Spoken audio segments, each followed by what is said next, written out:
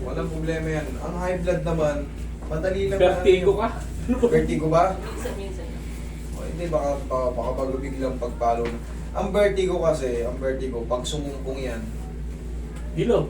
gigewang-gewang kayo. Yan ang vertigo. Pag humiga kayo, mundo nyo, gumagalaw. May time lang. Nakumpain ako doon sa vertigo Yan, niya. vertigo. Pero pagka yan, na-high blood kayo, parang mabigat yung dito nyo. Batok nyo, pag ganyan, parang palagi. Tapos may mga sasakit, pag high blood pangkaraniwan may mga sumasakit sa mga joint nyo. Yan ang ano ng high blood. Pero paano ba tanggalin yung high blood? Regular lang, walking lang kayo. May high blood yan ko. Walking lang. Yung asin nga, nakaka-high blood daw eh. So kung araw-arawin kang pakain ng asin mo, ulam Kakuro mas. nila ulam. Puro Hindi ka pa high blood. nakaka-high blood din yan. Pinaka talaga nakaka-high blood pag wala kang pera. Yung ano na lang. Saka yung paglalasing nakaka-high blood din yan. Subukan mo umuwi ng lasing na lasing wala kang binigay na pera. High blood yan, siguro. Subukan mo umuwi, lasing ka. Pag di na high blood, kahit pa low blood yan mismo, high blood yan eh. Tingnan nga yun eh. Magpi-pressure eh. Hindi, pero ang sagot yan, regular lang Hindi nyo kailangan magtatakbo. Walking lang. Walking lang. Pag pinuwisan yung singit nyo, ikinin nyo okay na yan. Inom ng tubig, kumain kayo ng cucumber, ilang patagilid. Alam niyo yung cucumber? Baka may mga tanim kayo dyan. Pipino. Yan, sausaw nyo sa suka o kaya sa honey. Tipinong bakla yun eh, no? Yan ang ano, yan ang kain. Yung umber, yung breve. Maliit lang yung pipino pa. Maliit lang Hindi, pipino. malalaki yun. Bakla pa ba? Yung verde. Meron lang pipino bakla. Bakla. Hugasan nyo lang yun, hiwain nyo naman nipis, sausaw nyo sa suka na may paminta. O kaya yung kung may honey kayo ron na ano, organic huwag yung mga sinasabi galing sa bundok pero tinimpla ng mga arnibal.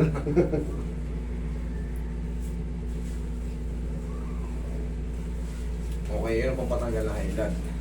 Walking, tapa. Tsaka pag high blood kayo, mag-iingat kayo. Hilig niyo po yung Kasi may ano yan, may stroke yan. May kakambal ng stroke yan. Paano, ano yung sinasabi ko mag-iingat? Pag maliligo kayo sa bahay nyo, lalo ngayon malamig, huwag kayong kagad babasahin yung ulo. Uminom muna kayo ng tubig. Pag high blood kayo, mahalaga to. Pag high blood kayo, pasain nyo muna yung mga paa nyo bago kayo maligo. Hayaan nyo munang yakapin ang katawan nyo yung lamig ng pressure ng ano, tubig. Ako man, ano, ako una ko binubusan, sabay itlog. Tama yan, bawasan nyo yan.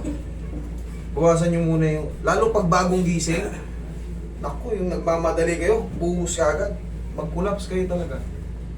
Pag high blood kayo pero kung di kayo high blood, hindi kayo mag-collapse. Tingnan, malaki ang chance na maano kayo, mag-collapse kayo.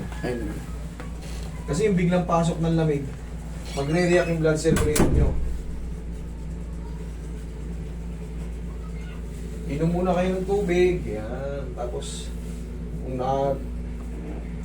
tsa-tsa kayo, pero pinaka-the best talaga, pagpasok nyo ng banyo, sa mga paa muna ang unang buhos. Ang paa. Pasayin nyo muna yung paa nyo. Yung mga lower extremities nyo. O pagka naramdaman nyo na yung anak. Anak.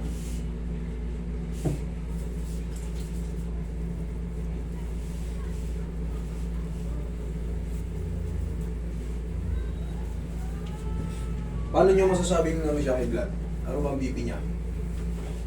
Dati po, 179/90. Pero Baliktad eh, 90 over 179.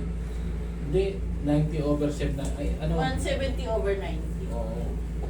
Hindi, ang ano niyan. Ang over ang mas mababa, master, kaya ka 120/80 ko. Tama, ganun ang banggit? Oo. Kasi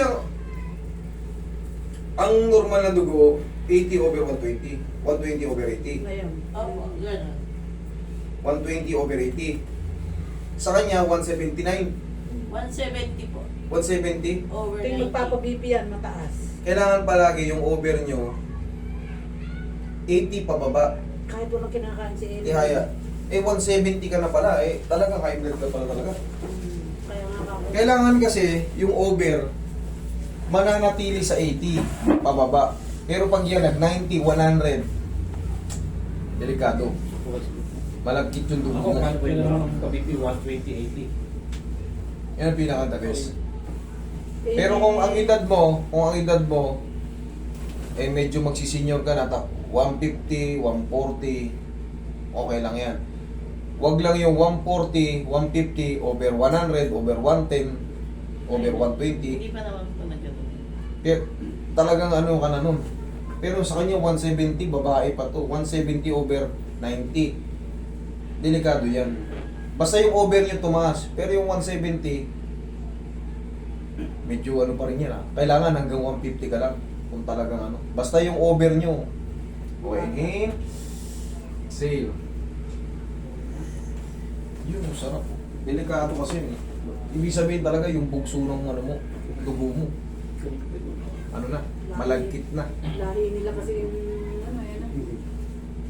Pero yun nga ang sagot dyan, hindi mo kailangan magtatakbo. Okay lang, araw-araw. Okay lang. Okay. Araw-araw. Pag nakasanayan mo yan, hahanapan namin na ng katawan yan. Tapos yun nga, habang naglalakad kayo, magpapak kayo ng pipino. Kung may sausawan kayong honey, Meron yun. para matamis. Basta yung organic yung binili nyo sa Suka. suka. Suka na may sili. Okay po po. Sili rin kasi ang gamot sa sa high blood. Sili rin. Sili na may saging. Yung saging, ibaon mo yung sili ron sa saging. Kasi magkakaroon ng bagong blood reaction eh. Nahihilo kayo. May ibig sabihin, may naiipit na dyan. Sabi ng doktor, kumuha kayo ng saging. Ipasok nyo yung sili. Tsaka nyo kainin ng bigla yung saging. Totoo. Yung yung saging, ang tulong nun, para ma-reduce yung anghang. Pero kailangan kasi magbago yung blood circulation mo. Pag hina-high blood ka na, kumain kayo ng sili. Pero kung kaya nyong ngatain ng... Kasi pagka sobrang anghang, masusunog yung nyo eh. Kaya nilalagyan ng saging. Isabay nyo sa saging para mag-reduce yung Kaya pala yung pinanunod kong mag-vlog. Tsaka pag nag-high blood kayo, huwag kayo magpapamasad dito ha. Dito lang Dito lang. Sa lining ng huwag nyo i-akyat dito. Mga high blood, delikado yan. May hilo kayo lalo. Tapos, ganito.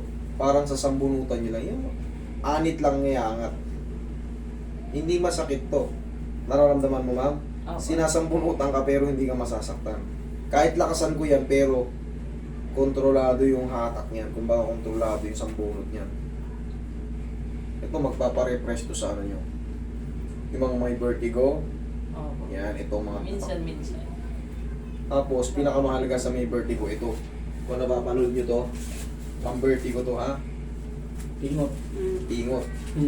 May mga teacher kayo.